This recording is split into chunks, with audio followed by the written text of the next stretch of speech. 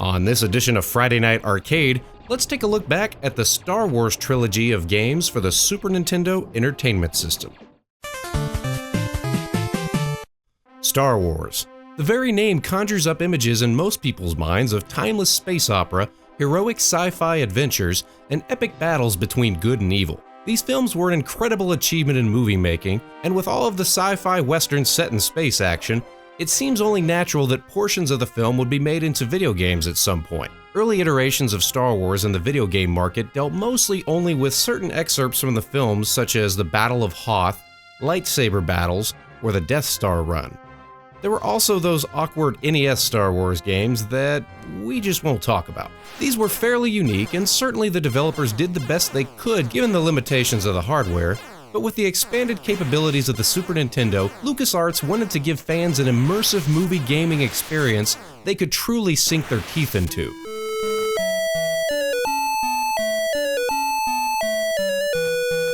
First up is Super Star Wars, and right off the bat, it feels like you're stepping straight into the film. I'm not usually a fan of cutscenes in games, at least not in modern games. These days, video game cutscenes just feel like you're watching a CGI movie. But in 1991, this was awesome. Seeing Luke Skywalker, C-3PO, and Han Solo digitized in 16-bit form was really neat, and Super Star Wars had all of it, even if at times it was only loosely based on the film that inspired it. But aw heck, who cares? This was Star Wars! Not only did it have the look of the movies, it also had those iconic sound effects that were seared into our brains ever since our youth. And all of this awesomeness is scored with the timeless John Williams soundtrack from the films. What's not to love? Well, some folks might question the game's difficulty level. Super Star Wars for the most part is a side-scrolling platformer, and these levels are at times insanely difficult. Remember that time in the films Luke Skywalker viciously murdered anything that moves with heat-seeking missiles?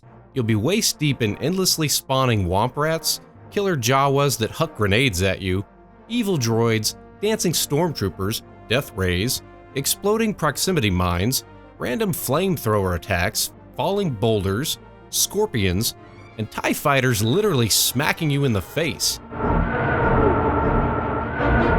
Not to mention giant boss battles, mutant womp rats, the Sarlacc pit monster that's not in the first movie at all, a hover combat death carrier, RoboCop 2, the Kalhair boss monster, which is loosely based on one of the creatures from that chess game R2-D2 and Chewie were playing. Oh, and did you know that the Jawas kept a giant lava beast in the basement of the Sandcrawler?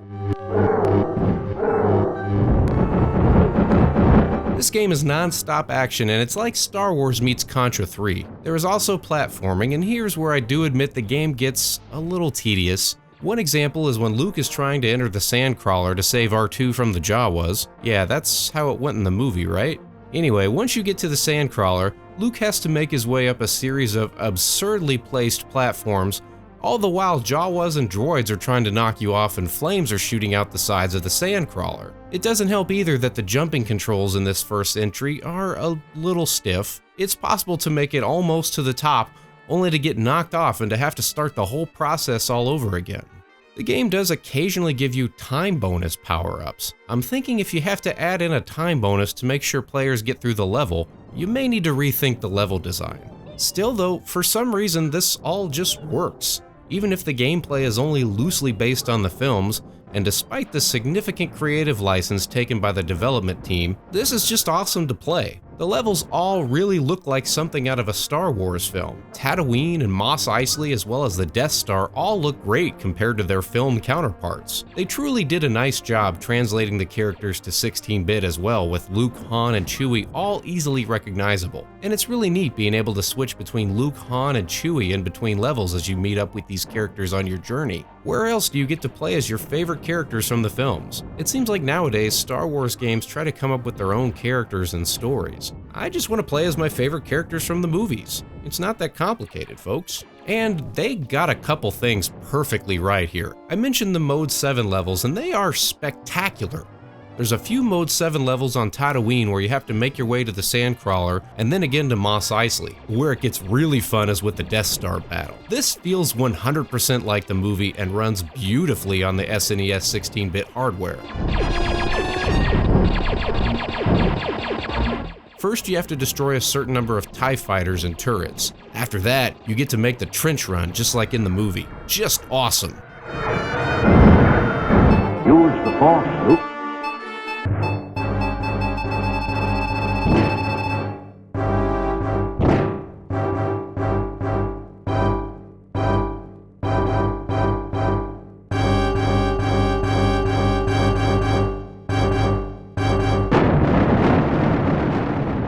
Next up is Super Empire Strikes Back. The controls and gameplay are pretty much the same. Luke's jumping is improved a bit this time, and you've got some nifty force powers to choose from. And you're going to need them because if you thought the first one was tough, this one is ridiculously difficult. Everything is out to kill you. And as if the platforming wasn't awkward enough the first time, there's wind currents blowing all over the place and literally the entire level is lined with spikes that mean instant death. It doesn't get any easier throughout the rest of the game, but everything looks like its film counterparts such as Hoth, Dagobah, Cloud City.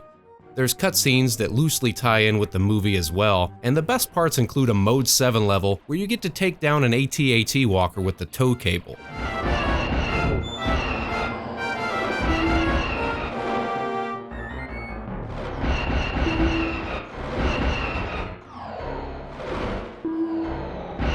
Even that is a long drawn out affair though. Remember in the movie when Luke climbs up the bottom of the walker and uses a detonator to blow it up? That gets expanded upon here and Luke actually has to go into the AT-AT walker. I didn't realize these things had so much space inside. That's the thing with these Super Nintendo Star Wars games. Any little thing from the movie gets greatly expanded upon into its own level or series of levels. There are some side-scrolling shooter levels as well with a snow speeder and a speeder bike, and a thrilling Mode 7 journey to Cloud City with Luke in the X-Wing. I always loved the color aesthetic of Cloud City from the movie, so this level was pretty cool to play for me. You also get to pilot the Millennium Falcon through the asteroid field. And if you can somehow survive all of that, you get to face off in a lightsaber battle against Darth Vader. The Force is with you, young Skywalker. Vader starts chucking obstacles at Luke just like in the movie, and it's all fantastically rendered in 16-bit goodness. This game is hard as heck, but it's definitely worth picking up and trying for yourself.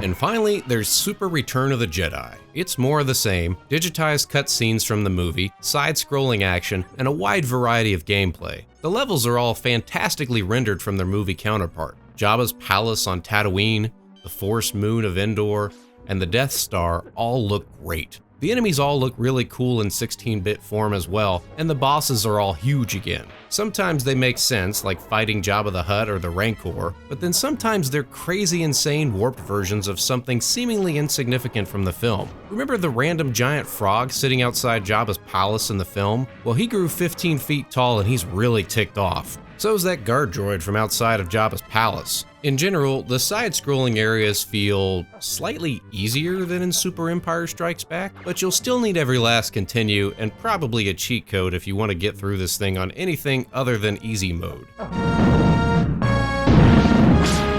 Digitized 16-bit cutscenes recreating iconic portions of the movie are back. They've also added a few extra characters to play as this time around. You can play as Leia or Wicket the Ewok, and you can still play as Chewie, Han, and Luke. Each have unique abilities that are interesting to try out, although I usually stick with Luke whenever possible. I was also impressed again with how the characters looked in their 16-bit form, and it's neat to look at how they progressed through each game. Mode 7 is used again, although I feel like these levels don't work as well as they did in the previous entries. The journey to Jabba's palace is just hopping between sand dunes. I didn't realize there were so many bottomless pits on Tatooine. The speeder bike sequence on Endor is a little rough on the eyes too, and flying on the surface of the Death Star wasn't quite as fun this time as it was in Super Star Wars. They also attempted to recreate flying to the core of the Death Star, and this is probably my least favorite area in the whole trilogy. Unfortunately, the limitations of the SNES are evident here, and it's just awkward at best. You can never really tell where hit detection is on your ship, and one wrong move pretty much seals your doom. Only the best or the luckiest pilots will make it back to the surface in one piece. But But the boss fights with Darth Vader and the Emperor are worth the price of admission alone, so I still recommend giving this game a try if you've enjoyed the SNES trilogy up to this point.